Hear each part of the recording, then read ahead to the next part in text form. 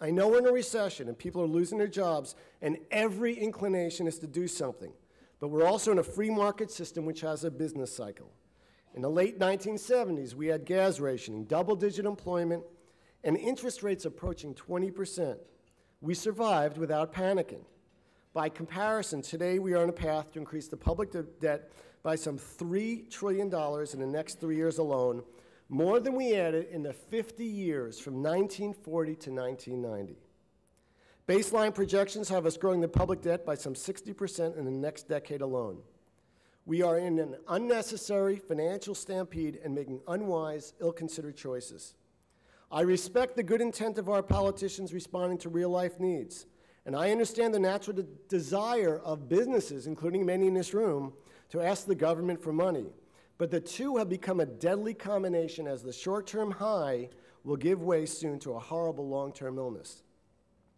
Our press has been the best in the world in challenging the status quo, but it has failed us recently.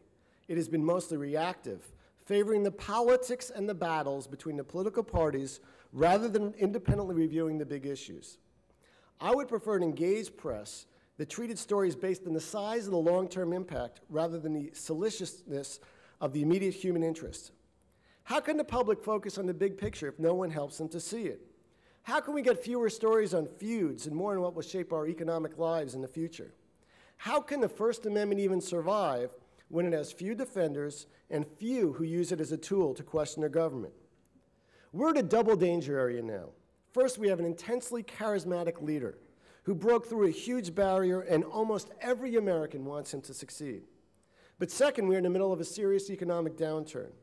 Those two together have blunted criticism and careful analysis. Many in Washington see the goodies they are getting as in their self-interest. In any case, critical inquiry is yet to manifest itself.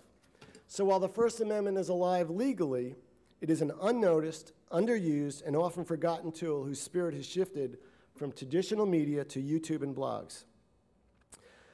By sharing this perspective, I know I am taking an unusual tack for an association executive or for a speaker at the Media Institute, but I'm doing it for a number of reasons. First, I actually have heard from many of my members about these issues. They're entrepreneurs.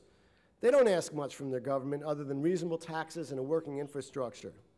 They want to know why we are standing idly by while our government is mortgaging our future. Others in Washington quietly express similar concerns, but so many are reluctant to upset the apple cart. And besides, tons of goodies are being handed out. But I believe President Obama when he says he wants diverse viewpoints. Hopefully, the people in the administration will follow his lead. More, we have a job as citizens, and part of that job is to occasionally disagree with our government. We hired our elected leaders with our votes, and we have a right to demand they not take us down a destructive path.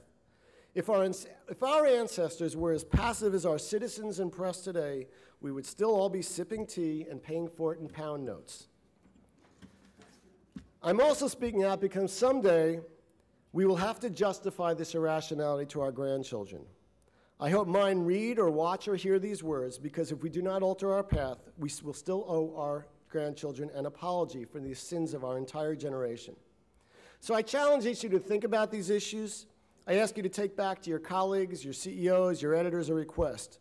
We must ask the tough questions and push for answers. We must insist our government act with some level of long-term financial and strategic planning. Just like any business, the government must create a budget, forecast, and plan years ahead. Our national conspiracy to ignore financial reality will doom us to second-class status, and we will all be responsible for our silence.